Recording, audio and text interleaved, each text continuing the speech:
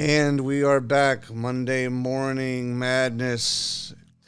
Hope everybody is doing well. And last night, President Donald J. Trump was at a town hall, which should have been more called like a vacant hall, doing his conversation with Bret Baier and Martha MacCallum about all of the COVID hoopla and where we are at. And he answered some questions, and we're going to kind of go through it. And to help me go through it today is I cannot, do it justice, but it would be Mary.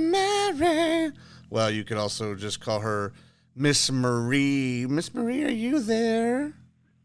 Yes, I am. Hello, everybody. She's there. I can't believe she's there. I thought she'd hang up on me. Anyway, so she's here to offer an educated account of the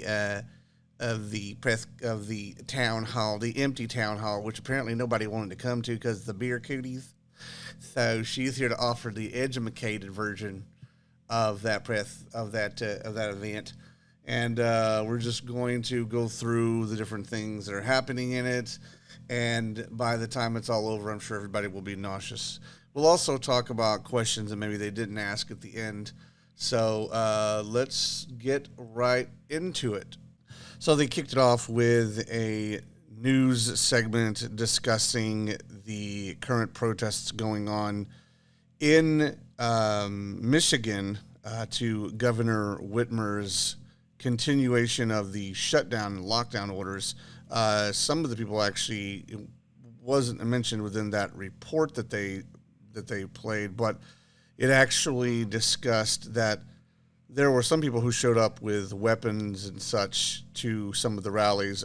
There were hangman nooses apparently brought in some of the cases, and I know firearms were brought. So that's a nice, big kind of kickoff to start off with, showing what's happening with the protests in Michigan and how Trump and Whitmer are kind of going back and forth. It didn't sound like Trump was trying to be unreasonable. He just said you need to start working with the protesters and try and find some balance. But what were your thoughts on that particular segment and what's going on in Michigan in general? Well, I think Michigan just illustrates how people really are tired of the shut-in, the inability to work. As a result, they are not able to support themselves and their families. People just want their lives to return to a more semblance of normal, not the new normal, a semblance of the normal that they recall where they were self-sufficient, self-efficient, and not reliant on government to meet their needs and those of their families. The armed protest or taking weapons, I believe there's a way to peacefully congregate and to let your voice be heard. I also feel but you shouldn't congregate without protection either. That's important.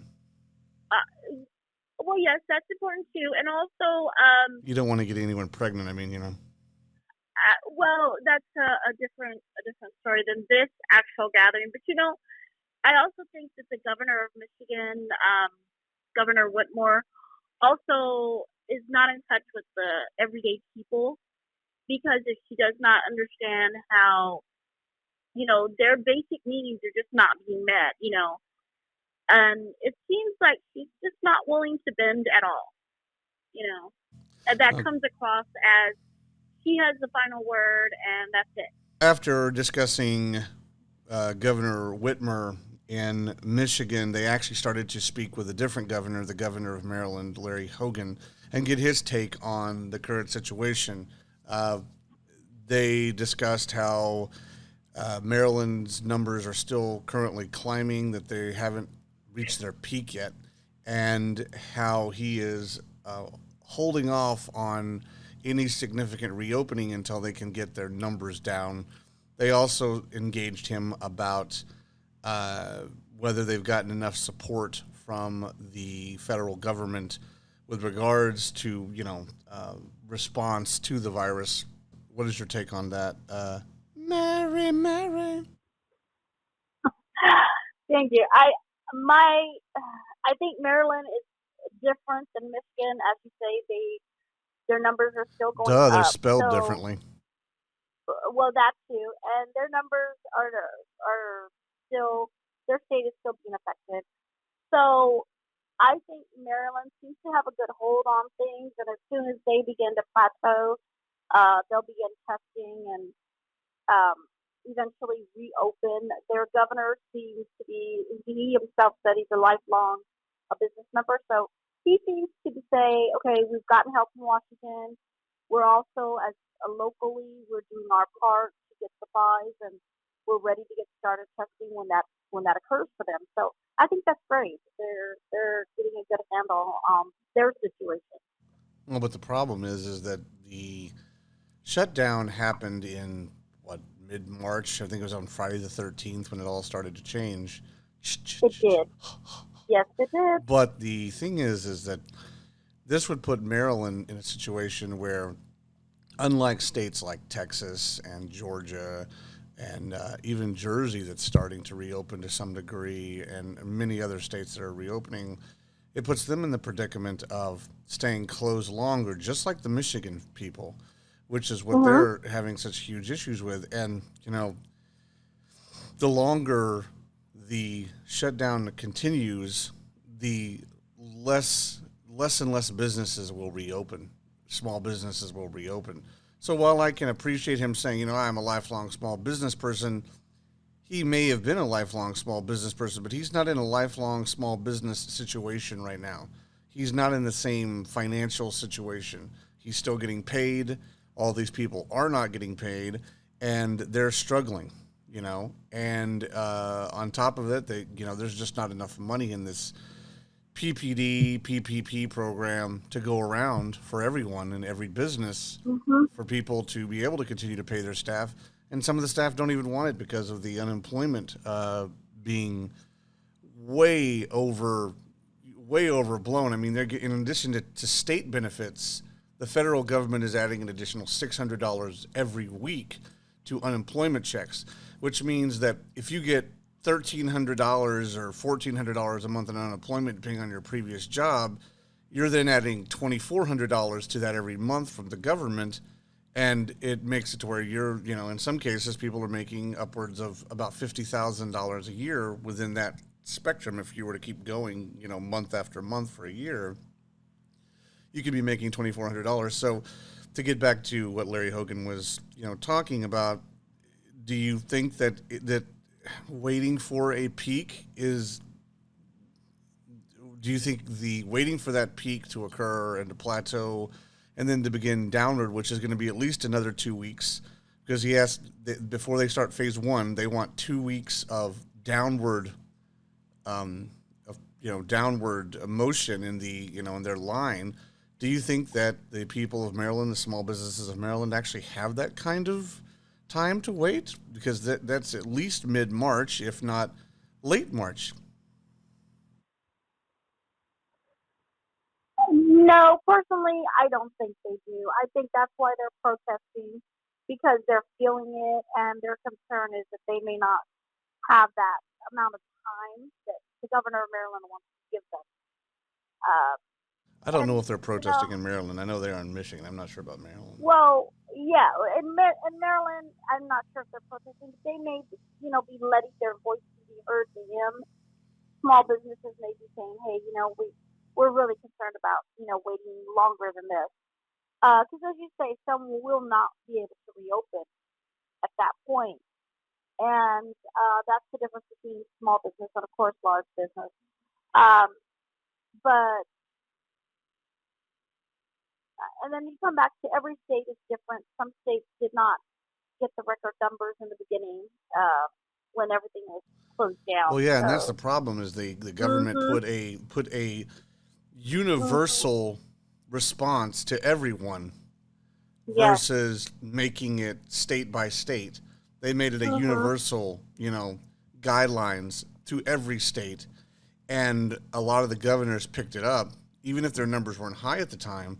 they picked them up, and when they had some had a handful of cases, only a Yes. handful of cases, and they picked it up, and now that they're rising, I mean that they've already been following these guidelines and they're still seeing a peak.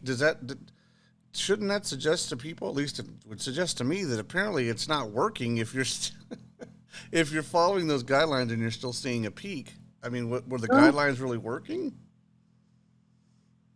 And there is that question. And also, there are some states that did not close, and their people are really happy because they were still able to work. South Dakota They is one followed. of them. Yeah. hmm And I say, that's great for those states because they said, we're going to do it our way. We're going to do it this way, and we're not going to close, and we're going to keep our businesses open, and we're going to let our constituents and our citizens work, and they may still be affected on a smaller level, but they're still continuing forward. So that's great. I did it my way. I don't have a Frank Sinatra sound clip, so I have to unfortunately sing it.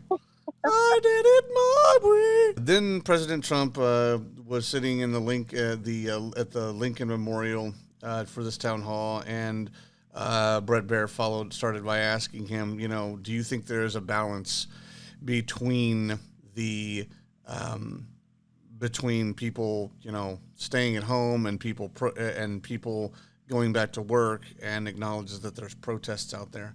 So, what did you think of what President Trump said about that balance? I think what the President Trump said was pretty right on in the sense that he accurately described where the nation is at. There are some people who want to get out there, go back to work, and they're more scared of their jobs not being there. There's people who are scared of going back to work because they're a certain age group and they know that this virus can affect those who may have some medical issues. So the protests, people are definitely protesting, and that's their right to do so peacefully. And I think he is articulately saying and describing um, that some people feel that let's get back to work and let's open the nation, and some are concerned. So I think he was accurate in his description, and I agree on this one that Do you a lot of so people some of the are go ahead. concerned, but there's some people who said let's open up. Our numbers are good, and we're doing everything else we need to, and I think he's hearing that. Well, one of the things he mentioned during that his response was that maybe people who are 60 plus stay back from becoming consistently active in the communities right now, and that they stay back and that everybody else sort of gets back out there. He did say that. They were saying the average death rate of people is about 74. That was like the normal was like 74 and above, I think was what the Mm-hmm. last number I heard of people who were dying. But he's sort of going even 15 years earlier.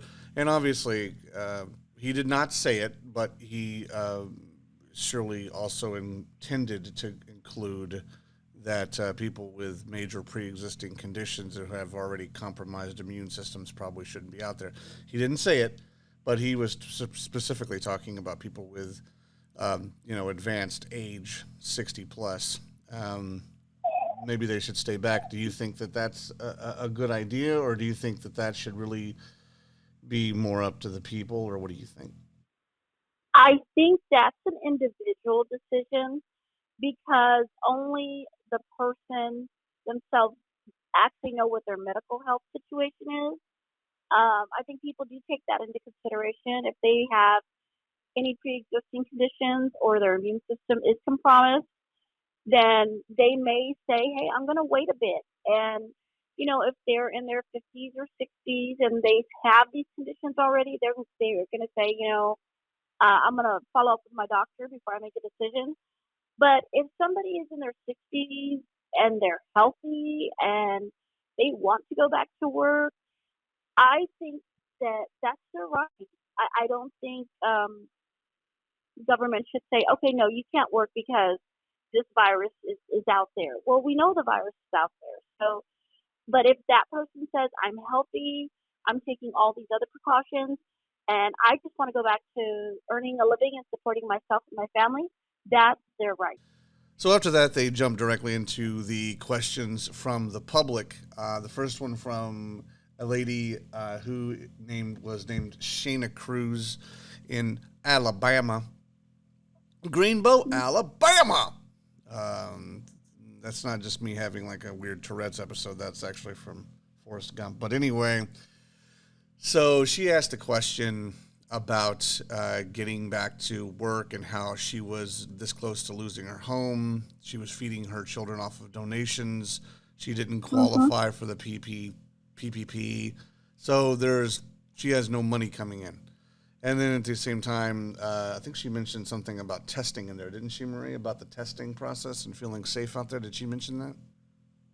I didn't hear her say that. I heard her say also that she had not received the stimulus payment. She had not received unemployment. Yeah, she wasn't part of the people who got any of that. Right. So, we can definitely sympathize with her situation. There's a lot of people in her situation. And, that this is where, like she was asking, are there going to continue to be assistance coming? And he assured her there would be. So I don't know if he actually said anything about more assistance coming. I thought he said, we need to get you back to work. I think is what he said more than anything. I think he said you need to get back to work more than anything else. And then he said he did his hype man thing where he said, I think quite frankly, you're going to get back to this job or you're going to get a better job with more money. And it's like, how can you possibly know that it's going to happen? You know what I mean? You're going to go back to this job. You're going to have a better job. It's like, okay, how do you know that's going to happen? I think she just wanted assurances that, there's going to be something coming where she and her children won't be losing their home. I mean, she did. But they're already losing their home. That's the problem. They're already losing their home. Right, and I know she did say before that she was paycheck to paycheck. So that was already there before this occurred for her. And now that this has occurred, there's not that way to say, okay, I can continue to support myself and my family. And that's scary for a lot of people. Well, I'll give Trump credit for being, the optimistic Ollie, so to speak, because he's like, well, I think we're going to have an even better year. Now, he did mention, he said, I've got a feel for this. I've kind of got a feel for this kind of thing. And he does. He has been very successful with his efforts towards improving the economy during the first 3 years of his term, 3.5 years of his term. No, 3 years really is more appropriate because this kind of hit in the beginning of just after his third year in office. So he does have a feel for, spiking, economic activity, and he has done so. So, in a way, even though he, and he's had failures, no one's denying he's had failures, but he has had a lot of successes too. He still built, a huge business for himself and for his family, and that's impacted, thousands of workers that he's had on his team. So he does know how to build, economic activity. And so he may be right that things will be great next year, but this is definitely not something anybody can foresee or really know because there's so many other factors that are going to go into it. I think that's in an ideal world that, everything will go perfectly great. Well, things were going great before this happened, and then it hit, and then everything just plummeted like that. So I think if stars align, then we could have a great next year. But there's still going to be people left in the dust who are going to be struggling to rebuild. So, it's just not a I think it's great to be optimistic. I also think you cannot expect the people are going to all be in the same recovery situation when this is over. No one's just going to jump right back into the workforce, either with a job or with a small business. That's just not going to happen. You have anything else to say? Well, I like his confidence. I also value that he is giving his opinion, and he feels this is where we're going to be economically, in the next quarter. So I believe he's giving us his opinion of what he honestly believes.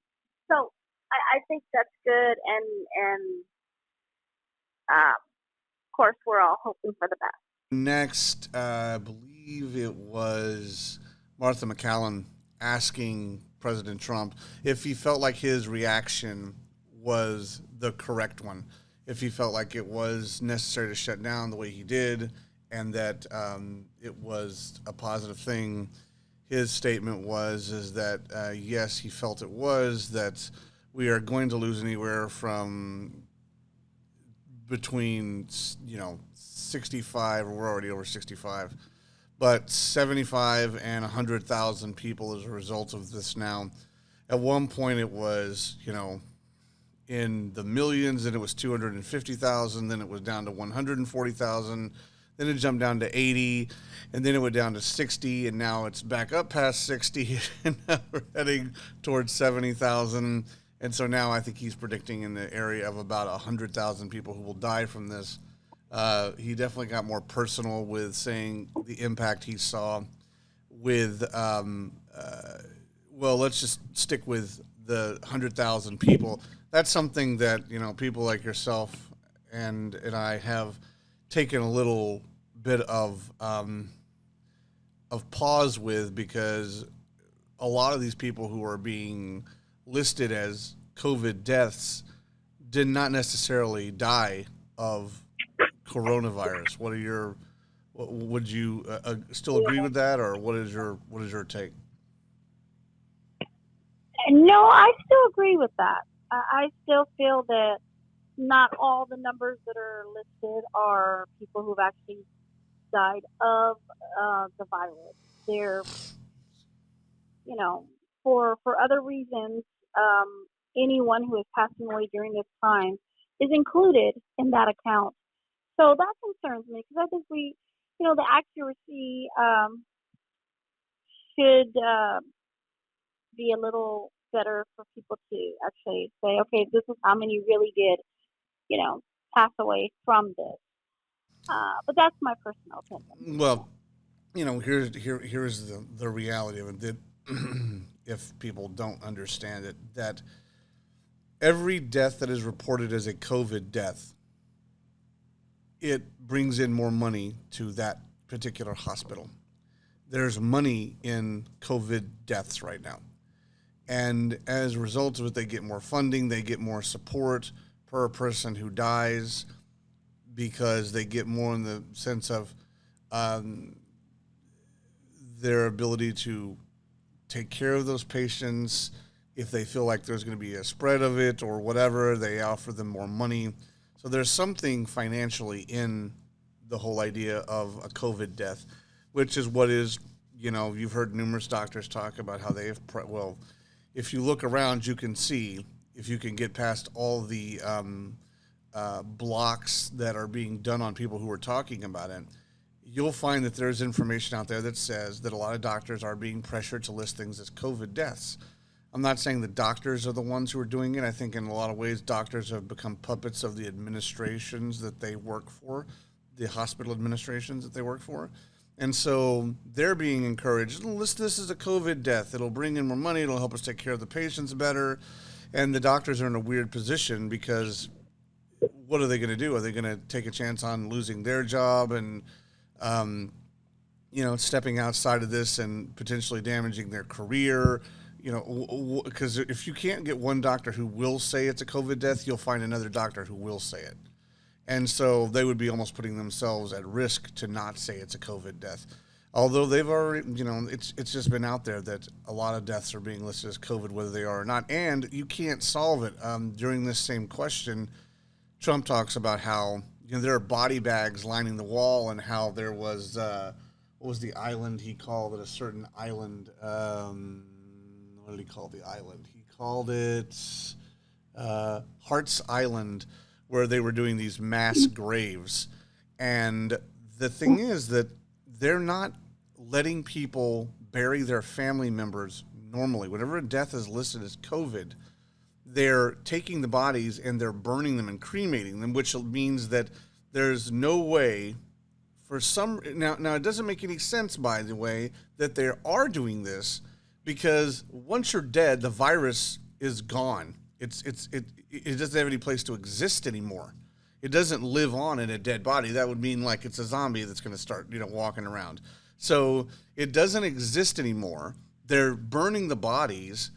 And what that leads to is there's no way to ever come back and autopsy and prove whether or not they actually died of COVID-19. And so many of the people who've died, so many of the people already had pre-existing conditions. It could have been heart disease. It could have been, an uncontrolled form of diabetes. It could have been any number, any other sort of respiratory issues.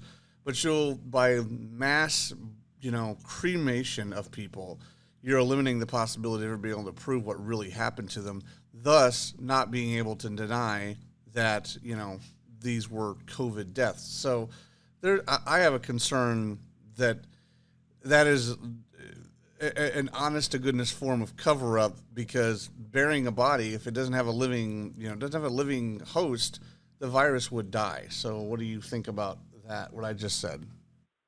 I think this is definitely an ethical issue, and now because this virus has, pretty much taken over a lot of our everyday lives, hospitals are just overrun, and they were trying to say, well, okay, we're too busy to autopsy everybody because there's so many bodies coming in and so many people are dying. And so, that's where, and yes, for a certain amount of time, they were saying they could not bury people. They had to be cremated.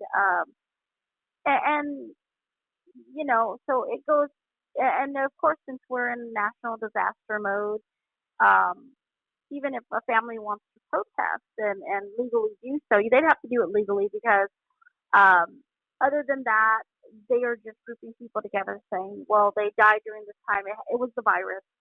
But pre-existing conditions are there, and that also attributes to someone passing away. And so my take is it's definitely an ethical issue, and it's something that people just, rather than address, they just want to gloss over. And I think people have the right to have that closure for their loved ones, and they have passed away, and they want to have that closure, and they're being denied that right now. So they're also being denied very concerning. They're also being denied people's observations of religious beliefs too, because there are many people within, I know, the Catholic community. I can't speak of too many other religious communities because I just don't know them, but I know that a lot of the Catholics absolutely do not believe in cremation.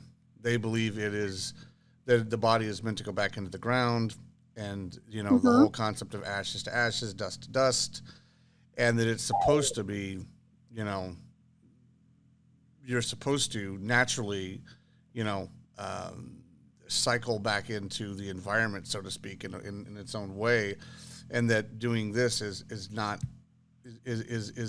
denying people of their religious point of view on burial.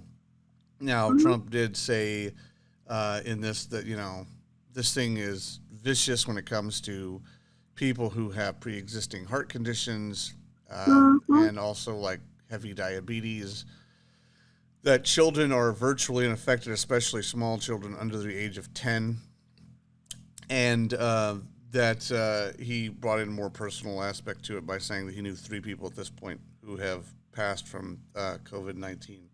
Among them, a friend of his in New York named Stanley Shera. So that was pretty much the question in his response to the question of whether he felt like he shut down the country at the right time. He did mention that originally their perception was like 2.3 million people would die if he did nothing. He said he thought it would have been more like 1.2 million people who had died. That's... I don't really care for models because every time you have a model, it has to keep changing. So I don't really know that I believe that it was, that it would have been 1.2 or anything like that, because I also don't believe all the measures that are being taken are preventing anyone from dying. They don't even say they're preventing them from dying. They're saying it's slowing or flattening the curve, not stopping the number of people who will die, but instead slowing the progression of the people who die so that they don't crowd the hospitals. So I'm not sure that 1.2 thing is really even accurate. And even when he goes to that, because if 1.2 million people are going to die from it, then 1.2 million people are going to die from it. You know what I mean? Regardless of it, unless he's suggesting that we'll have a vaccine before all the people can have access to it, which means that we can stop that 1.2 million from dying, or that extra, 1.1 million from dying, unless he thinks that's the answer, because otherwise you can't prevent people from getting it until they get it. Your thoughts? Um, I think hindsight 2020 is real easy to go back and say, okay, this is, you know, this is we did the appropriate thing. Um, I think they did what they could in response to it. I don't think they had. Um, I don't think they did anything they shouldn't, or I think they acted appropriately, and um, you can't under or Oh, overestimate so how you many think the people. shutdown? You actually don't have a problem with the shutdown, then? I didn't have a problem with the way uh, they acted. I had a problem with shutting everything down for every individual state. I think some states could have been kept open if the states individually chose to. But I don't see that the federal government is at fault to say, oh, they waited longer than they should have. I think when they got the information early on, it might not have been as severe as it ended up being. So um, I think the actions they took were appropriate on that level, but also the state um, made the decisions to close as well. So, um, but it's easy to go back and say, oh yeah, we did what was appropriate. I can't say I can't fault them and say they didn't, because they were thinking of safety and okay, how can we do this for a short period of time? But it ended up being longer than they initially said it would be as well. Yeah, they So kept I, moving they mm-hmm, kept moving the what is it called, the finish line, so to speak.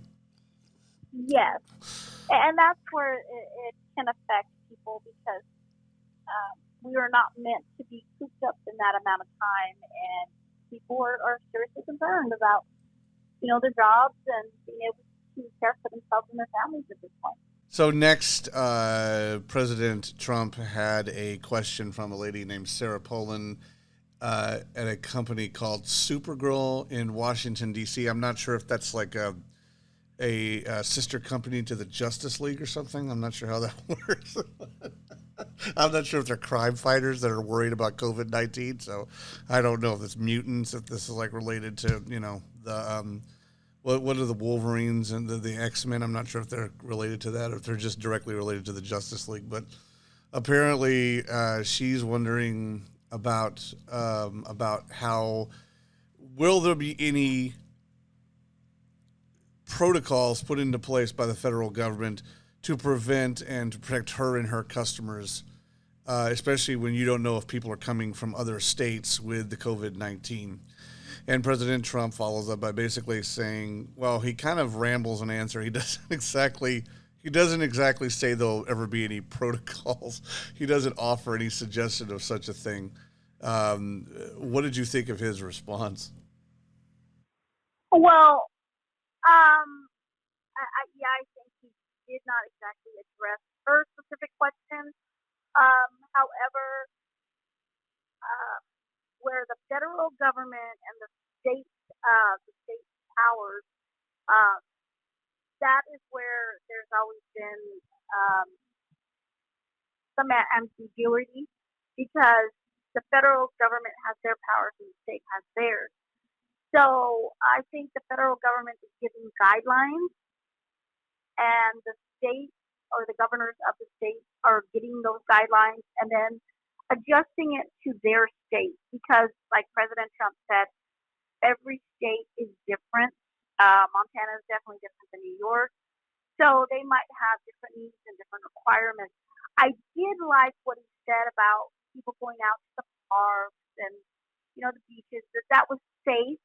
And honestly, sunlight is can also affect the virus. So yes, I as a think matter of for us fact, to it go should be said that the DHS, the secretary of the DHS, has come out and said, and he did this early last week, or even before, has said that direct sunlight does kill the virus. So within 90 seconds of direct sunlight, this doesn't mean if you have it within you already and you're already showing the symptoms of it that it's going to kill you. What it means that if it exists on the outer layer of your clothing or whatever else, that once you walk into, if you haven't, touched your body in some place where, and you already had it on your hands and it can be absorbed into your skin or whatever, it means that if you, in an ideal situation, if you go outside into sunlight, if it's on your clothing or your hat or whatever else, that it cannot survive in ultraviolet lighting within, I think it's like 80 degrees or something and above. Once it's exposed to it, it has like a 90-second, lifespan. So I agree with you about the parks. Yes, and I just think being outside, in the sunlight always improves our mood. It definitely will give you that vitamin D you need if you're deficient in that. And just getting outside, not being in your apartment or your home, is leave the strip club, for improvement. God's sake. Leave the strip club. No, so I like that he mentioned that, and just, what, it's an improvement, and everyone should go out for a bit and enjoy that time out in the sun. Well, I agree, because isolation is just not healthy. This is one of my biggest concerns about this whole thing, is when they would start saying things like, you have got to stay at home and don't go out unless it's essential, or you're walking your dog, or all this stuff, because really you're denying people something that's really necessary. People need to be outside. It's just humanity started by living outside. You know what I mean? It's a part of our necessary health regimen to be outside, to get the sun on your face. It's not healthy. It can cause depression. It can cause depletion of the natural minerals in your body. It's just, it's not good to not have access to the outside or to go spend quality time outside. And so, I agree with you, what you were saying about Trump earlier, encouraging people to go to parks and thinking, closing parks wasn't good. And I agree with it. And look, the bottom line is, you're not going to stop people. People naturally social distance from other people, okay? So if you hang out, you don't just call random people and say, hey, you want to come hang out over here with me? People don't naturally necessarily do that. People go to the beach with their friends and their family, and they hang out for a while. And they know who they're hanging out. It's not like people just go into a big, anonymous orgy of hanging out with people. That's not the way it works. So social distancing, social distancing, it's not going to, not getting access to the outside or to the parks and such is not actually helping you. I believe it's hurting you. Now, one of the things with relation to, what did you think about what Sarah Palin was talking about when she was asking about the protocols to protect her and her customers from people from the other states? Do you have any particular comment on that? The only suggestion I would have, and they can do this, they can have people sign in and show their ID, and that will validate for them who's coming into their business and where they're from. And that's my only suggestion. Well, I have news for Miss Paulin, because she kind of just spit her name out. So I heard the name Poland is what I heard, so I'm going by what I heard her say. You and the rest of the kids over there at Supergirl, Justice League, or whatever, you don't need the federal government to step in and set protocols for your customers. You can set any protocol you want. You can tell people when they come in your store. You could have told them before this happened, and you could certainly tell them this after this has happened, that in order to be in my store, you have to wear a mask, you have to wear gloves, you have to do all those things. And then if your customers choose not to wear it and choose not to do business with you, well, then that's a decision you're going to have to face the consequences of, or choose not to be in business. Because expecting the government to protect you from things you believe you need to do is not their responsibility. The government's not supposed to come in and say, okay, let's make everybody wear a mask whenever they go into anybody's store. Well, that's not their responsibility. It shouldn't be their responsibility. Your business, it's a private business, just like all the discussion that happened when this baker, wherever it was, I can't remember where it was now, when he said, I don't want to make a cake for a gay wedding. Okay? Well, that's his right. He doesn't have to make it. I don't personally care whether someone's gay or not. If they're buying a cake, that's their business. But if you don't want to do it, then don't do it. Same thing applies here. If you want people to wear masks when they come into your business, tell people they need to wear masks. If you want people to wear gloves, then you go ahead and do that. I think you could have a little problem with asking people to show their IDs when they come into your business, because that's almost like you could be stealing their information for underhanded needs. You know what I mean? You could be taking information and pushing it off to some kind of a, third party who then, who doesn't show as a connection to you, but they're going off and now selling your information, your social security number, all these kinds of things. So I don't think you can be asking people for their IDs. I think that's almost a violation of their, privacy. Next, Bret Baier asked President Trump if he thought we were on the other side of the curve when it comes to the virus and we were going down. He basically said that he thought we were on the other side of it. And did you have any particular thoughts on what he said there? Because it wasn't, I don't think there was anything super big in there, but did you have any comments on that? No. I heard what he had to say, and I pretty much think that's accurate. And I think, he said we're in the middle of things. That's pretty much true. Not every state's at the same place, so.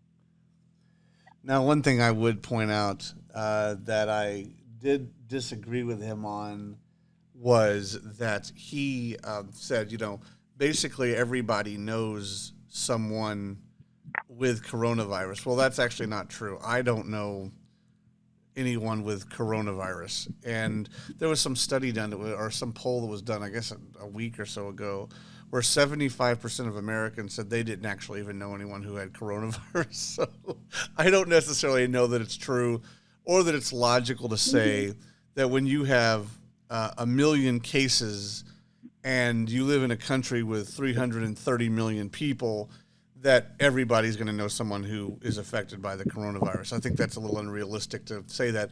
Not to mention there are some states that have 5 people, with cases of coronavirus or under.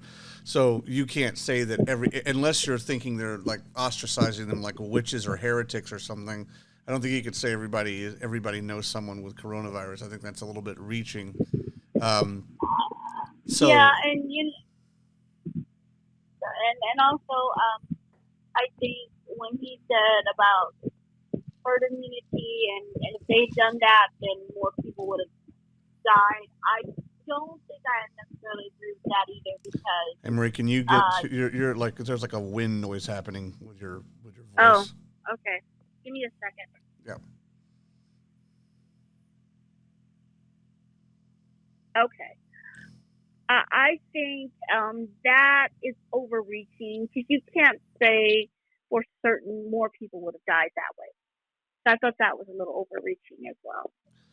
Yeah, I this is a little bit off, but I wanted to mention that one of the things that's a result of this is I do know someone who's been affected by the coronavirus, but it hasn't been in the way that people think it has been. I actually know someone who's been affected because they've become tremendously paranoid. One of the people who used to work for me, and I don't want to specifically go out into people's names, but this person suffered from, already has paranoia issues, and they actually had essentially a semi breakdown and went in to seek treatment because of their paranoia and fear because of the coronavirus. Not because they had it, because they were afraid of getting it or the outcome of it. So I think in a lot of ways that's one of the dangers of overselling this thing or over marketing. Like I keep saying that the coronavirus is really a large advertising campaign. And I think that they are over advertising to a degree. And so I'm not a fan of that. The one thing I'll say was funny about this question where he answered is he apparently said that they're calling them the king of the ventilators. So in true Titanic fashion, say, "I'm the king of the ventilators." Yeah. Well, you know what?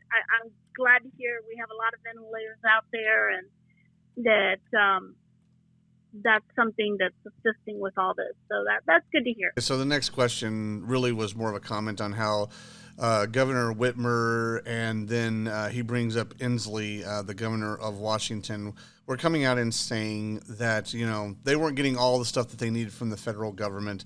And Trump, debated that point and said, well, I had a call with the governors. Mike Pence had a call with the governors as part of the task force this last week, a few days ago. And he said, they asked them, is there anything that you need? Is there anything that you need?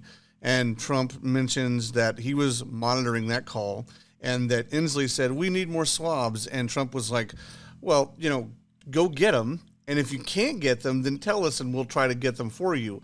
But this is one of the things that, you can make a simple response to it if you want to, because I do think it's pretty straightforward that, some of these governors, no matter what you give them or how much you give them, they just keep wanting more. And half the time, I think that it's not even that they want more. I think they want the soundbite of saying that the government's not doing all they can. In other words, they're not doing all of our work for us. And I think that's one of the things that makes this far too political in the midst of it not needing to be. I would agree with that, and I would also say that, since we are in a state of emergency, during this time, the states are going to go to the federal government and say, we need this and that. Okay, the president is right to say to the state, try to get it first, and if not, we'll do our best to get it for you. Okay, they are following through. The federal is following through with the state. And then, like he says, run your states well. So their job as governor also is to run their state. So, I agree on it being straightforward in that, he's getting with all these governors saying, okay, what do you need? And that's when they need to say, Mr. President, this is what we need. So I think also the governor from Montana saying, hey, I think that's more political on her end, and I don't think that's appropriate at this time. So that's Michigan. I apologize. No, it's not a big deal. It's just I just don't want people to think that we're misstating who's actually saying stuff. It's not a big deal. It's really not a big deal. It's an M one. There's a lot of M's in the states. It is the governor of Michigan. Yes. Next up, a gentleman by the name of Danny Lemos from the state of Nebraska came out and gave credit to remdesivir, although he called it remdesivir, so it's called remdesivir. But he gave it credit for saving his life, and Trump was touting how it had about a 31%. What's the choice of words? That there was a 31% decrease in the amount of recovery time as a result of it, which Fauci's talked about how, it cuts the time of recovery from 15 days down to like 11. So it's supposed to cut down the percentage, a little bit less than a third, but somewhere in that neighborhood. Then Trump kind of started going off on talking about the AIDS epidemic somehow. and how we're going to be past Correct. AIDS in like 10 years. And I'm going, wait, what do you know that I don't know? I mean, I think what he's talking about is that we won't be, the contraction of AIDS won't be going on in 10 years, that we'll have controlled it enough to where it won't contract. But what it sounded like, this is one of the Trump's kind of, not he'll start a thought, but he won't completely finish the evaluation of what he's telling you, which is that it's the prevention of the spread of it. I think is what he's talking about. I don't think anybody believes that in 10 years AIDS is going to be gone from the United States. There's nothing to support that theory. Yes, I think he's just mentioning these two pandemics, which are different, and what he's talking about here right now, our current situation, and this is the one medication that's been used to help people recover. There's others that are less expensive and probably more effective. This one, he did say, took a little longer to make. Right. Remdesivir is a far more expensive thing. It's been used to treat Ebola in the past. So we're not saying it didn't help this person recover. Apparently it did, and that's great. And if given early, it can probably keep someone from getting really, really sick, which is another goal. But it is a little pricey, and, I think just continuing to look into what else can help people is also a good thing. So next, President took questions from a teacher named Kristen Murray from Virginia and a student named Rebecca from Minnesota. And they were both talking about, when are you going to get us back to school? And I'm afraid of COVID coming back. President Trump's response to this particular point was, I think that people in the age range of Kristen and Rebecca, because they're not of really heightened age or necessarily, that they could go back fairly easily. Maybe that the classes are a little more spread out as far as distance within the classrooms between people in the beginning until things calm down more. But he thinks that they should go back by the fall and that we have to get going back. As a matter of fact, he kept saying, we have to go back. It just made me, I don't know why, there's so many elements of this this town hall that reminded me, which is really more like a weird short version of a press conference or an intimate press conference, but it's so many elements of this were reminding me. First, he's the king of ventilators. Then we have to go back. It reminds me of it's like he's like reenacting scenes of Titanic or something. It's well, another point that I think is also important is I do believe we should go back to the schools should go back in September. That younger people are not as affected as older people are. I mean, you have not heard many younger people that have contracted this virus, but when they do, they fight it off, and their recovery rate is a lot higher than older people. So I wanted to mention that. And as for older teachers, I don't. There was a baby. There was a baby, incidentally, that had been diagnosed with COVID-19, but supposedly the baby got better, which means that it's not impossible for them to get it, but it's very unlikely that it will, unless they already have some kind of a compromised situation health-wise. It's very unlikely that they will. Highly unlikely that they will become a part of the mortality rate. Oh well, yes, that's what I'm saying. So. Their risk of contracting this virus and, it affecting it negatively is lower than that of an older person. However, I don't think it should exclude older teachers unless they say themselves for health reasons they don't want to go back to work. That's their choice. But I don't think it should exclude an older teacher from going back and teaching either. So that was my concern with the school, but I think they should head back in the fall. Well, I think that now there is something that could be a point of debate, and this, if you're at a private school, I think it's a different situation than if you're at a public school. So if you're at a private school and you're an older teacher, and that private school says, well, you could come back to work here. Even though the virus is going on, and it still hasn't completely dissipated, or we don't have a vaccine, you could come back and it could be at your own risk.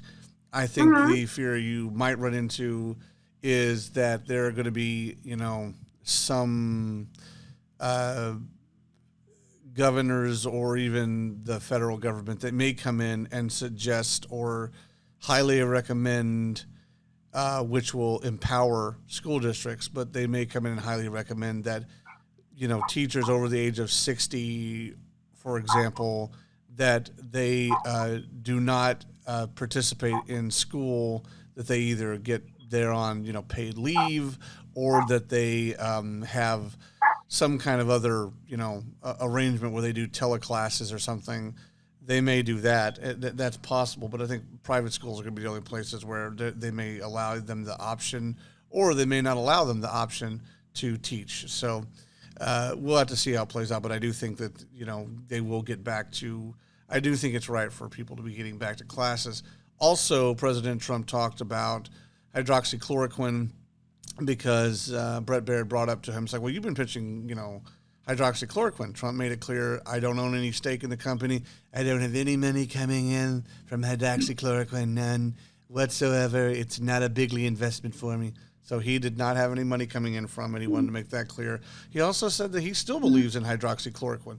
He said it's been around for years, Mhm. and that a lot of countries are still touting its success. So in the midst of, that's one thing I will say, I'm glad Trump is still not, is not just 100% on board with, okay, let's go with remdesivir, because that's what everybody else is pitching out there in the news media. They don't want to talk about Well, hydroxychloroquine, but they certainly want to talk about remdesivir, a more expensive drug, harder to manufacture, and one that we don't have an actual total knowledge of it's going to actually stop the virus long, if it's really going to be, there's a thing that came out that said that a five doses of remdesivir was just as effective as 10 doses.